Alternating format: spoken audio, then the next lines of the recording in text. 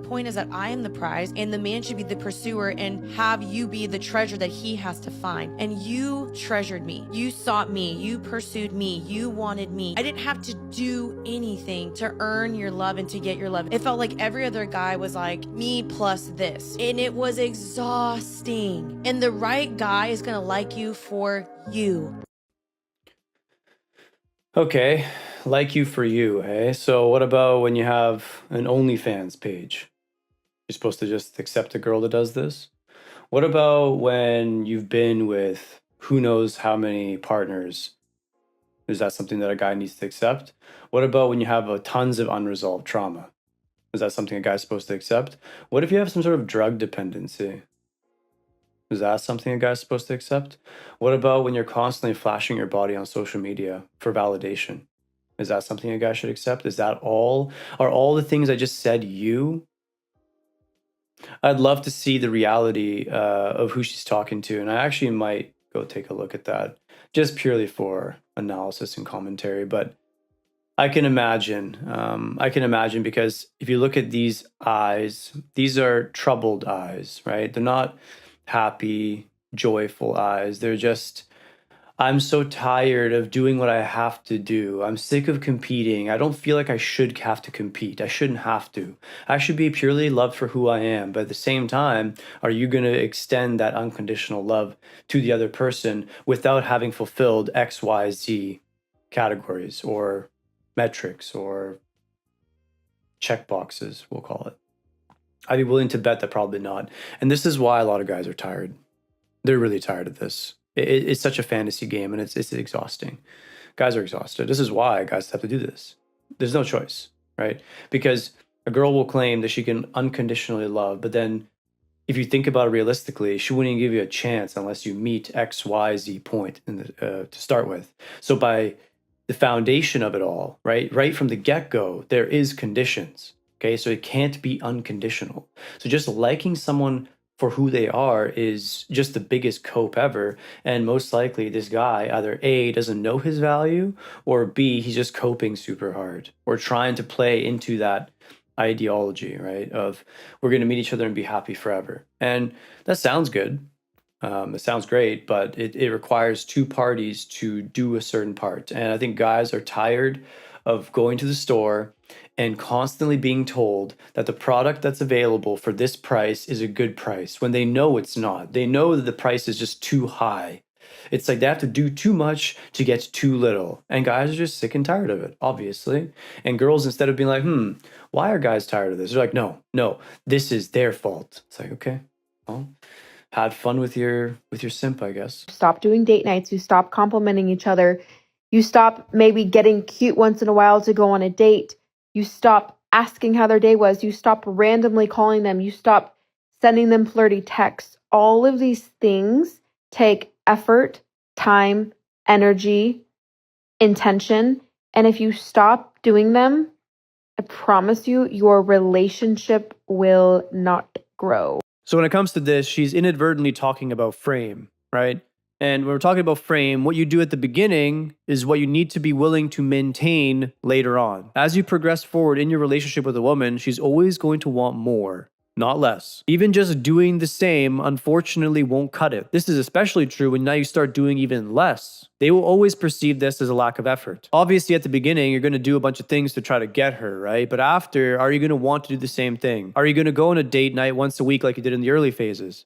Probably not. But a lot of girls expect this. So now it's up to you how much you want to maintain that standard. If you really want to keep her around long term, you probably should. The reality is, guys, girls are a cost. Okay, there's a cost that you have to be willing to pay. Obviously, the key question now is, does a modern woman provide something that you feel it's worth it for you to put your effort in? Now, of course, that's a whole other conversation. I'd argue most of the time, probably not. This is where a lot of girls are missing, of course, because they want all of the same things, but they themselves aren't really doing that much, where in the past, women were doing quite a bit. So yeah, I mean, understand getting into a relationship, it will be a cost of some sort. This is just the nature of life. I didn't write the rules, of course. When I say it like that, obviously sounds unflattering, but it's the reality, so. A relationship with a man is not a cure for loneliness. And I understand that to so many women, it is so important for them to have kids and to become parents. And I can't help but to think, like, at what cost?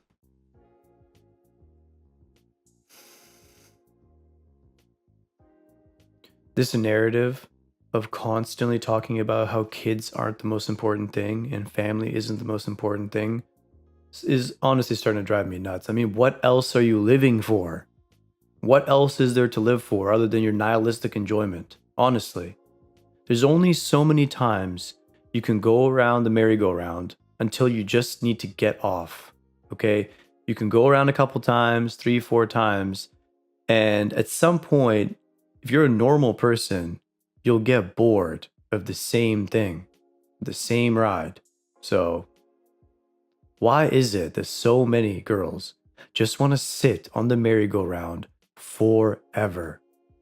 Now, I'm not saying that there's not a lot of guys that also don't do this, but particularly, I'm noticing that girls are the ones that are advocating so heavily, so heavily, to just sit on the merry-go-round forever. I wish more women knew how in control of their lives they actually are. They've never been more in control.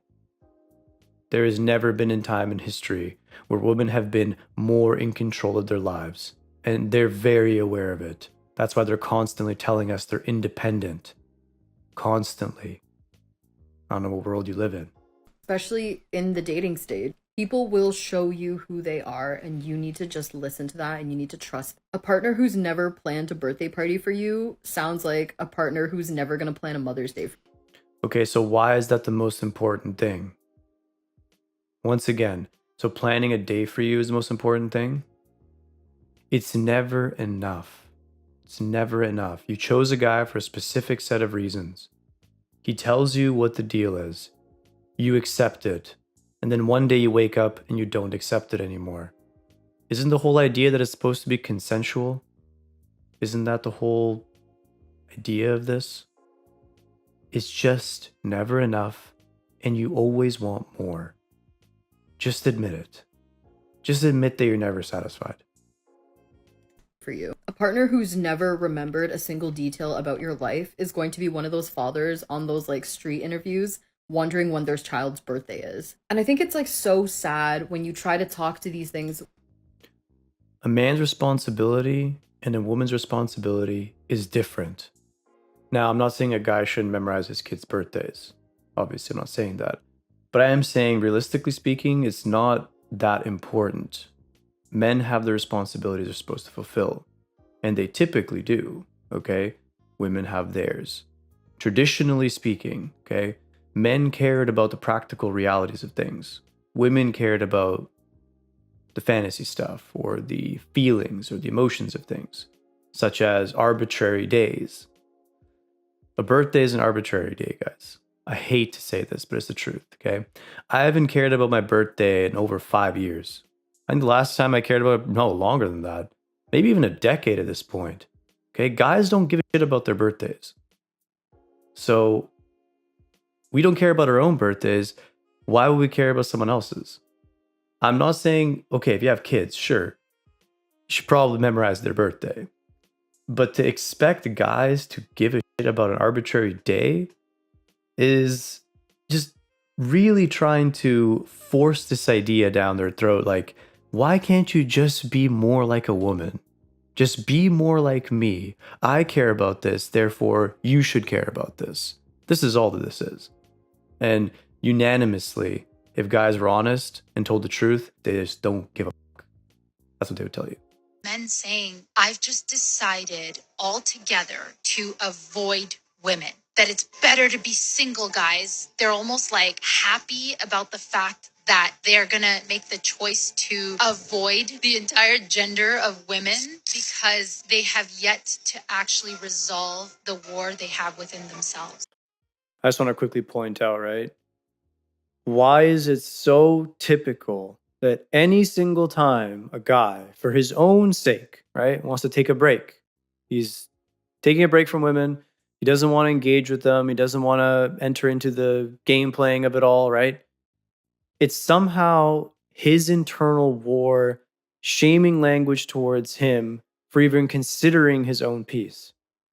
I just can't understand it anymore. I just can't. It's so rampant, right? And it's such a accepted view that guys must be essentially servants to women, right? They can't even focus on themselves for a bit, right? Girls complain if you get with them and don't want to commit. And now they're also complaining when you want to take time away from women to focus on yourself for a while. It's a it's a lose-lose, right? No matter what you do, you're not going to be a good guy. So at some point, you just got to say, good, I'll do whatever I need to do. I'll do what's best for me, right? There just has to come a point where you just got to filter the noise and not care. Just want to point that out. It is not because they're fighting a war within themselves. It is because they found peace with themselves. Absolutely the truth, right?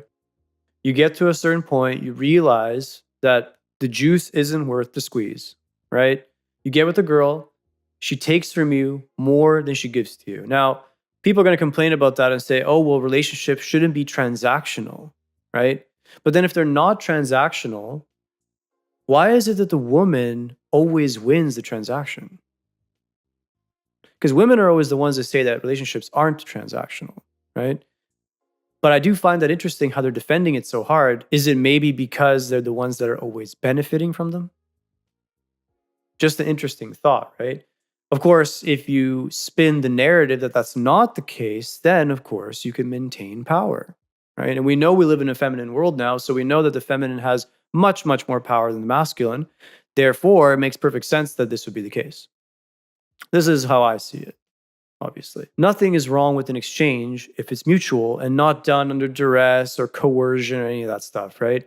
A mutual exchange is actually the most beautiful thing that can exist, right? As with any negotiation or exchange, if one party is benefiting way more than the other, over time, it will start to wear out the party that's receiving a lot less. Once they get worn out, it's going to be very hard to maintain that relationship. So it has to be balanced in some way. Now, of course, in today's time, guys are willing to give way too much, and girls are willing to take way too much, right? So that's sort of the state we're in right now. And this is why there's such a problem with relationships, right? Your average relationship now, woman gets way, way, way more than guys get, right? And girls love to pretend like, oh, what's the point of having a guy if I'm working, doing all these things, stuff to do laundry? Well, the problem is, right? Like we like each other for different reasons. This is the problem. Like as a guy, like most guys will agree with me, they don't care how much money a girl makes. They don't care. They really, really don't. Because in reality, they're never going to see a dime of that anyway. It's like, so what? A girl can maybe get you a little bit better Christmas gift. Maybe. But even then, like, you know, if you're like me, you don't really care about gifts that much, right? Because you understand the nature of it. Gifts are nice in theory, right? But there's a reason why there's never that friend that comes and gives you a gift every single Christmas, even though you've never bought him a single one, right? It's mutual. Gift giving has to be a mutual art.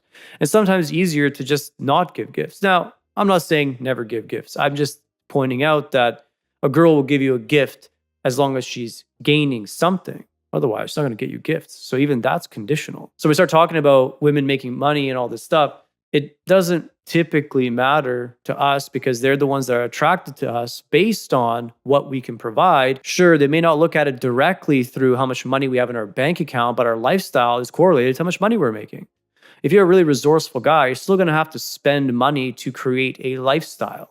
Even if you could do all of these things on your own, right? It's still going to take you time. So it's important to understand that difference, right? Girls care about what we have and what we can provide. We don't really care about what they can provide. So them having a job doesn't mean that we're still not going to want the other things because those are the things that we're actually attracted to. Someone that is super willing to do things for us. That's what we like. You can shame guys if you want to, but that's what guys genuinely are attracted to. Girls that are enthusiastic to do things for you. And not just sexually, obviously.